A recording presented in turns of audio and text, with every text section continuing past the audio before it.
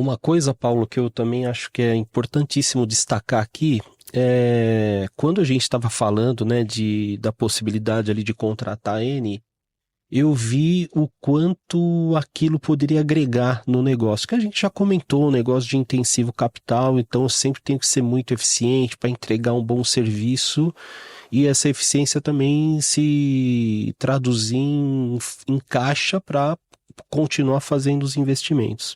E aí eu tive uma conversa muito franca ali com o Elton e com o Fernando, falando, olha, cara, eu tenho muita coisa a fazer aqui dentro. E eu gostaria muito que vocês ensinassem o meu time. Tanto que a área de operação e processos dentro da Tech não existia, passou a existir a partir da N.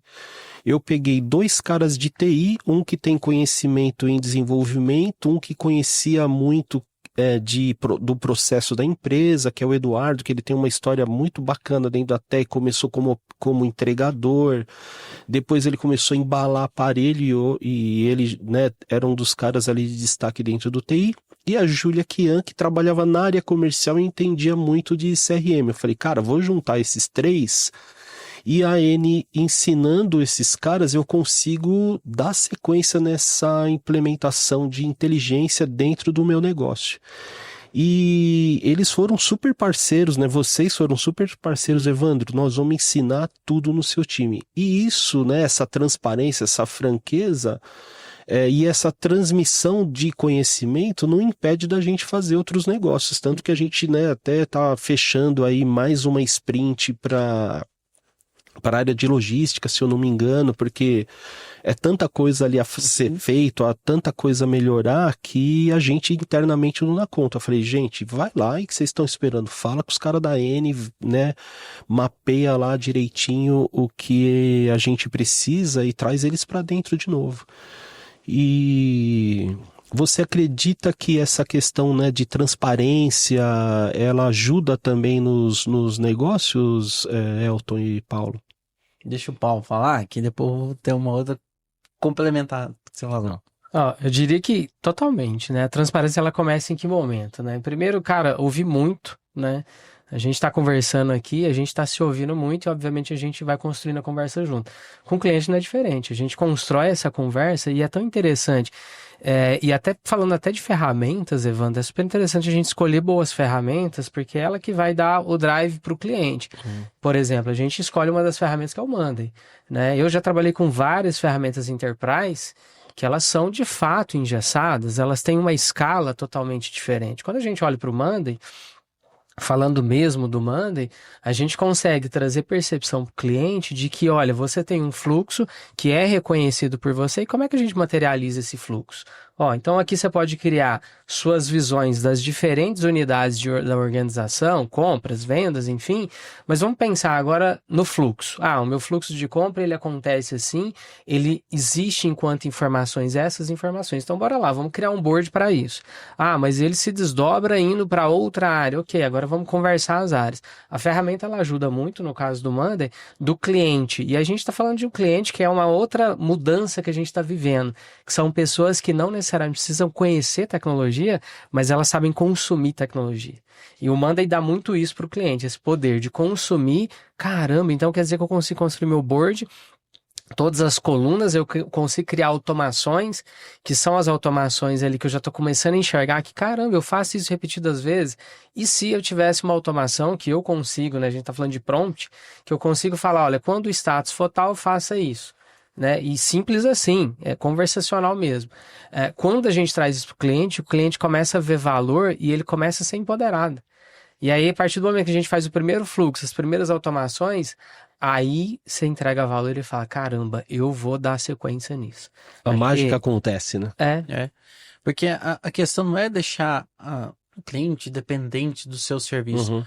Igual você falou, cara, eu quero que meu time consiga conduzir aqui, porque é igual eu falei, a gente tem a área, vamos supor, quem precisa de velocidade e tem grana para poder fazer aquilo acontecer mais rápido, o que ele vai fazer? Vai buscar outsourcing. Sim. Então, a gente pode entrar até pontual, igual você falou, cara, a gente tá tentando fazer internamente aqui, agora eu preciso dar um gás. Cara, contratar ele, a gente faz um projeto, faz uma sprint, te ajuda a entregar mais rápido, mas você não tem a dependência.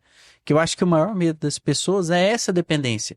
Então a gente chegou nesse modelo, nessa estrutura em que a transferência do conhecimento, da forma de trabalhar, da forma de executar, ela é tão importante quanto o trabalho que a gente faz. Porque senão aquilo lá vai morrer. Acho que assim, a maior queixa que eu tenho das pessoas quando eu vou conversar com elas, de outros empresários que querem aplicar tecnologia, é o seguinte, cara, mas eu já tentei fazer isso aqui 20, 30, 40 vezes dentro do meu negócio e não consegui. Mas por quê? Porque, primeiro, às vezes começou errado, né? Começou já com aquela... assumiu que já sabia o problema e já tinha a solução. Ou segundo, porque não envolveu o time dele e não deu um plano para o time dele depois seguir e tocar. Então, o que você não envolve as pessoas... É verdade. As pessoas falam assim... Ele não caminha, né? Não dá valor naquilo. Você não engaja. Então tem que envolver seu time. E assim, no projeto, nesse trabalho que a gente fez com a Tech, foi muito bom, porque assim, o time estava engajado desde o começo. Trazendo um dado aqui, você sabia que só 5% dos projetos de transformação digital e aplicação de IA dão certo? É verdade. 5. Caramba, isso é alarmante, eu não imaginava. 95% falham. E aí, qual que é o principal motivo desses projetos falharem? É a falta de atrito. As empresas, quando começam a fazer isso, veem o atrito como um sinal negativo. E não é. Na verdade, o atrito, ele é um sinal de evolução. Esse atrito aqui é o que vai fazer mudar. Porque se você só pega um processo da forma que ele é e aplica tecnologia em cima, você só está comprando um fracasso caro. É verdade. É uma coisa que você está fazendo. Então, no nosso processo, a gente teve várias mudanças, igual o Paulo falou aqui, não foi só capacitar o time. Então, você envolveu o time internamente, e eu acredito que parte da imersão também é essencial para isso. Por quê? Porque a gente entrevista as pessoas, conversa com as pessoas, elas relatam os problemas, a gente define a solução. Entende a skill deles. Aí daqui a pouco, o cara vai ver o seguinte, tem duas coisas. O cara vai ver o seguinte, eles estão aqui para resolver aquele problema que eu falei para ele da outra vez. Aí ele está engajado em duas frentes. Primeiro, com a Tech, porque a Tech está preocupada com o problema dele, está resolvendo, e está engajado em achar a solução. Porque ele sabe que ele vai ficar livre de um problema ou de uma situação que ele tem que fazer repetidas vezes. E assim, a condução do atrito no dia a dia foi muito bem feita pelo time. Não é assim, não quero vender que um processo de transformação desse é um mar de rosas. Não. Tem que mudar uma coisa, sim, como vem no CRM, o cara preenche errado, ele fala que não vai vender, mas ele preenche assim e tal. Então tem uma série de coisas que você tem que comprar e falar assim, vai fazer assim, porque a empresa precisa que seja feito assim pra gente poder chegar lá. Então, só 5% dá certo, porque só 5% é disposto a comprar a briga e fazer acontecer. E na Tech é um desses 5% que dá certo. Que bom, fico feliz aí. Eu fico feliz que deu certo e de fato isso mudou muito pra gente lá dentro, mas é claro que fico alarmado de saber que a taxa de adesão é tão pouca, né? Deve melhorar.